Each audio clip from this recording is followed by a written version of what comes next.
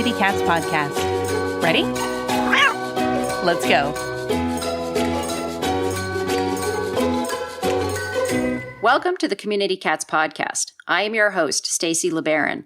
I have been involved helping homeless cats for over 20 years with the Merrimack River Feline Rescue Society.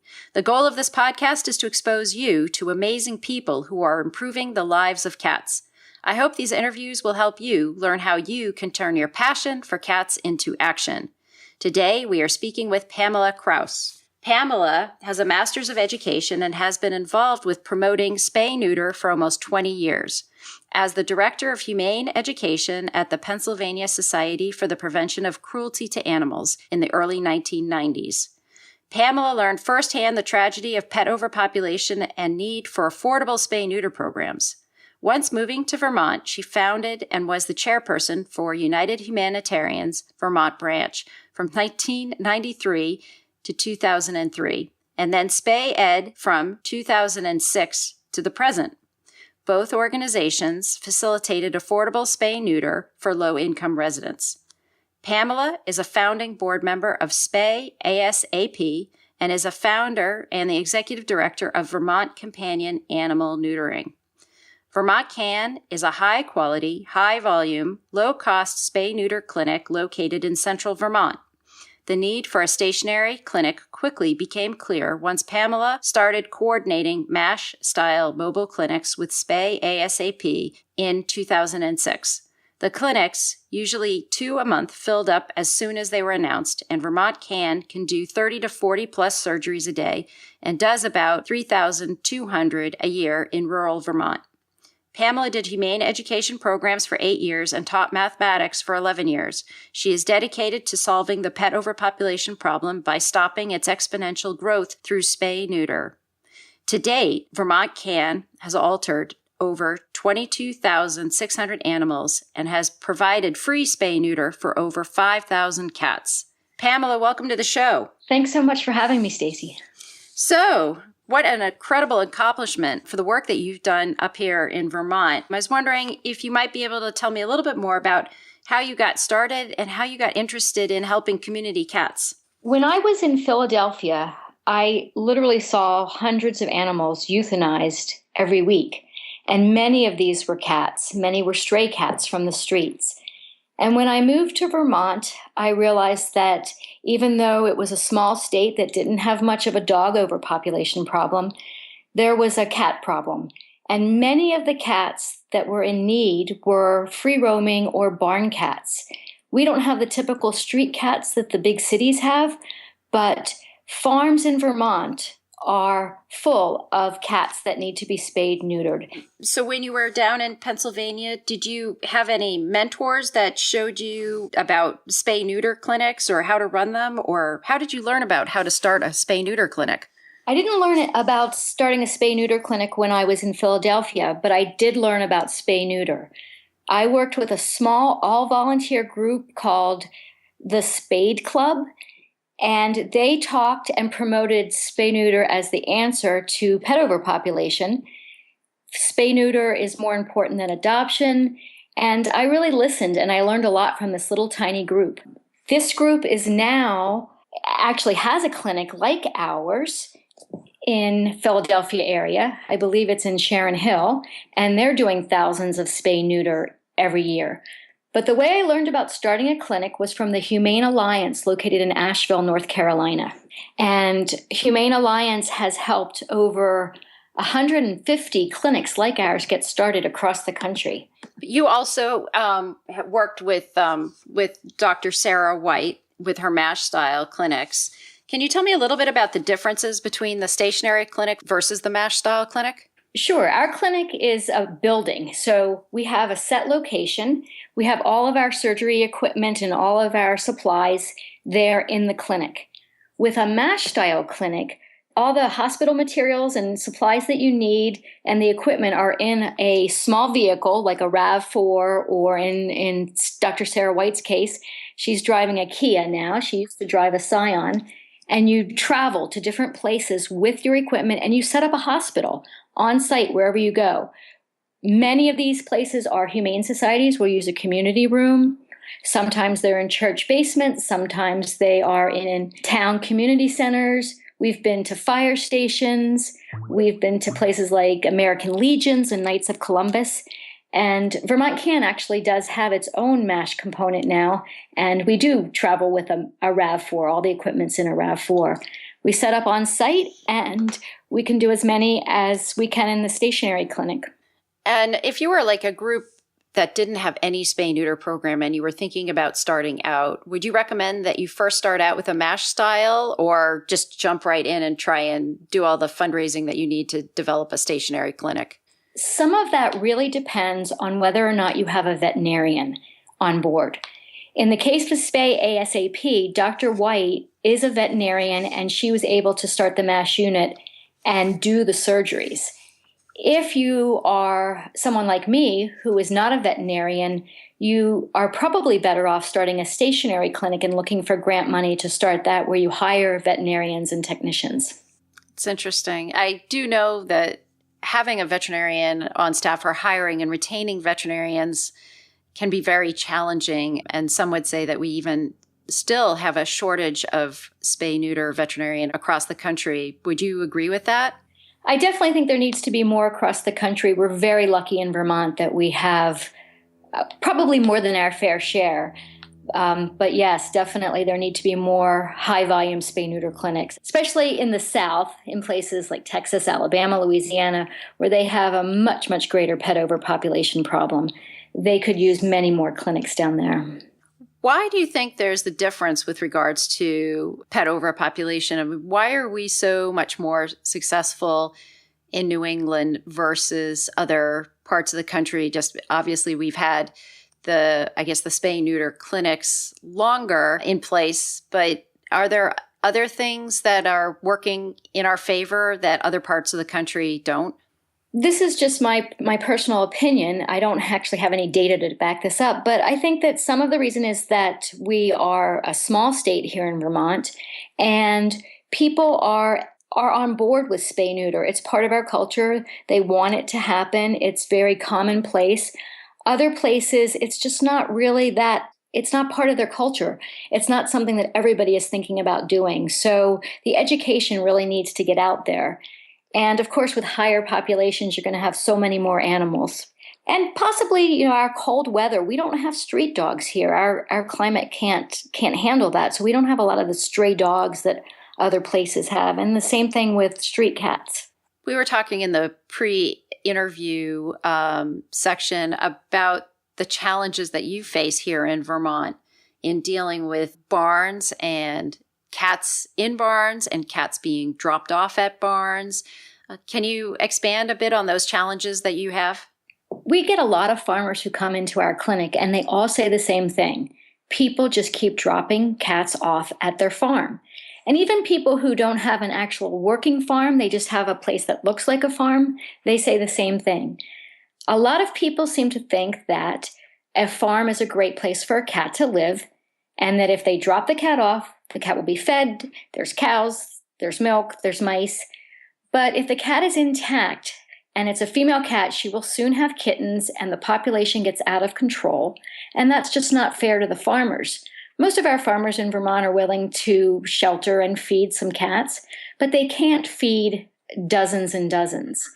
And one of the things I keep hearing is that people think that farms are better than the humane societies. I think some people are locked into what was going on 20, 30 years ago in shelters where the euthanasia rate was high. In Vermont, we have an extremely low euthanasia rate, and it's usually only done for very sick animals or animals who just cannot be rehomed on either a farm or into a private home.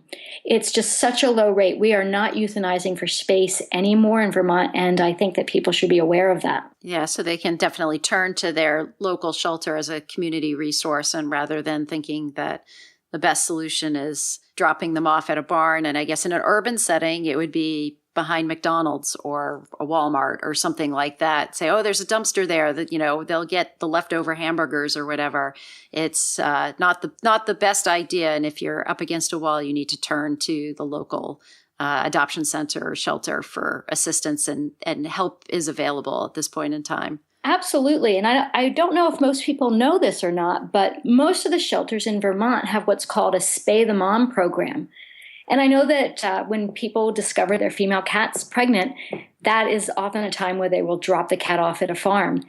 But the Spay the Mom program at shelters, they will get the mother spayed if she's already had kittens, and they will get the kittens adopted out. They'll take the kittens, get them vaccinated, spay neutered, and then they'll adopt them. So there are options out there. And something else to know is that there are programs. There are places like our clinic where we can help get that cat spayed. We will even do some pregnant cats if that's what needs to be done. It's better than dropping them off on a farm. For folks that need assistance, I feel at this point in time, we just need to share what is the website for your clinic? The website for our clinic is just vt-can.org. And those letters are V as in Victor, T as in Tom, hyphen, C as in cat, A as in apple, N as in Nancy.org. And say I couldn't afford even the cost of your clinic. Are there any subsidy programs in Vermont available for folks? Yeah, there's a state program called VSNP, and people who are income eligible can get vouchers and go to their participating vet. Right now, the copay is $27, and people can get an application and participating vet list at their website, and it's vsnp.org. That's V as in Victor, S as in Sam, N as in Nancy, I as in Igloo, P as in Paul.org. That's excellent. So the people have really every opportunity to be able to get their cat spayed or neutered. And now let's take a moment to listen to a few words from our sponsors. Ready to make a big difference for cats in your community? We've got an exciting opportunity that can jumpstart your efforts. The Community Cats Podcast has launched Community Cats Grants. When you qualify for this innovative program, you'll gain valuable knowledge about how to raise funds for your spay-neuter efforts. Plus, we'll match the funds you raise up to $1,000, doubling your ability to make a difference for cats. Fundraising doesn't have to be scary. We'll be with you every step of the way. Check it out. You can find all of the details on the Community Cats Podcast website under our education menu. Let's join forces to make the world a better place for community cats. What are the greatest challenges that you are facing with regards to your clinic today? Interestingly enough, one of the things that is happening is that our numbers are dropping. It seems that we are doing so much spay-neuter that we're almost putting ourselves out of business in a way, which is a great thing. And we are finding that there's a great need for just some basic care beyond spay-neuter. And because we're just a spay-neuter clinic, that's a challenge for us to get these calls where we aren't able to do anything at this point. But yet you still felt the need to add a mash-style component to your program, and that's just because people can't travel that far to your clinic. You have to go to other parts of the state that are sort of beyond a, I don't know, what would you say, 25, 50-mile radius around your clinic? Exactly. We've done so many surgeries in central Vermont that the people coming into our clinic, the numbers have decreased some. And we were looking at the data and statistics and see that other places are not in the same situation as we are. So we're going to other counties so that people have that access so that they can easily go to places that are offering the spay-neuter at a lower cost. In terms of the cities in Vermont, Burlington, Montpelier, maybe any other areas, you basically feel that they've got enough coverage and programs for helping community cats? For helping owned cats, I would say that we're in better shape. For community cats, we need more help. Absolutely. When a cat is not living in somebody's home and friendly, it's very difficult to get them and bring them to a clinic. Oftentimes when there's many cats at one location, they need to be trapped, they need to be transported, and there just aren't enough volunteers and people doing that right now. And also, we do not have the funding to do an unlimited number of free-roaming cats. Generally speaking, those are the cats that don't have pocketbooks, and they need to be subsidized. So more funding is needed to do the surgeries and also human power to do the trapping and transporting. Your organization, though, has partnered with a really interesting group up in the northern part of the state. I didn't know if you'd like to touch upon the relationship that you've had with Bonnie's group. Yeah, the Felines and Friends Foundation in the Northeast Kingdom, we partnered with them so that we could try to target cats, especially barn cats up in the Northeast Kingdom. We saw that area as one of the places in Vermont that didn't have very many resources, and there was a great need. And we've done over 2,000 cats with them, and they're really seeing a difference. They are having a hard time finding cats to bring to our clinics when they reserve a day. So that's really exciting and fun news. Yeah, incredible impact being felt over. And how many years has this partnership been going on? I believe that we first met around 2011 and started working together with more high volume 2013. And the 2,000 cats happened 2013 to 2015. I usually think about if you can really do a concerted, targeted effort for 3 to 5 years, then you're definitely going to see some change in that period of time. Absolutely. And one thing that a lot of people don't realize is how much healthier the cat population is on farms when the population is spayed, neutered. We worked with a group in central Vermont, or a farm in central Vermont, and they were very, very hesitant at first, but they had a lot of cats and they were very sick. After we went in and altered all the cats and rehabilitated and rehomed the kittens that were sick, they were saying, "Oh, our cats look so much better. They're so much healthier. This is great." And we contacted them in April when we had a small grant. And they said, nope, they don't have any more cats. All their cats are doing great. So it really does work. It makes a huge difference. That's fantastic. And you sound like you are a believer of the targeted spay-neuter effort. Absolutely. It makes a lot of sense to focus on one area at a time. And as soon as you get that problem under control, you can move outward to different areas, especially if they're contiguous to the area you've already done. Targeted spay-neuter absolutely works. I noticed that you've gotten a lot of funding from different foundations to help support your efforts. Do you have any tips for folks who are venturing into doing some grant writing? One of the things about grant writing is everybody has a similar story that there's a need. And you really need to do research about your community and have data to back up what the need is. We all feel the same way. We all want to help. Grantors want to help, but they need to know that their money's being well spent. So you can't just rely on tugging on the heartstrings. You need to provide a solid plan and data to back up the need. That's a great point, to be very convincing about the effectiveness of your ask and that you're going to follow through with what you say you're going to do. So Pamela, one more time, if folks are interested in finding out more about Vermont Can, how would they reach out to the clinic to make a reservation or find out how they could contribute? I assume you accept contributions. Absolutely. You can make a donation on our website via PayPal. And again, our website is vt-can.org. People can call to make an appointment, 802-223-0034. And people can email us. That's often the fastest, best way to reach us. And our email is info@vt-can.org. You also have a very active Facebook page, too. Is that also under VT Can? It is. It's under VT Can Spay Neuter Clinic. And you have some great stories posted there. Certainly feel free to donate to Pamela's clinic. And she sometimes often will have a particular case that you'll have like a cat that needs some extra surgery or something like that. And we'll have their stories up on the Facebook page. So I highly recommend that Facebook page. You do a great job with it. Thank you. And so in closing, Pamela, is there anything else you'd like to share with our listeners? A couple things. People call and tell me that their female cat is urinating in the house inappropriately, or their male cat is spraying. And people tell me that their cat got pregnant at 5 months. So just really quickly, a couple things. We really recommend spaying and neutering by 4 months of age.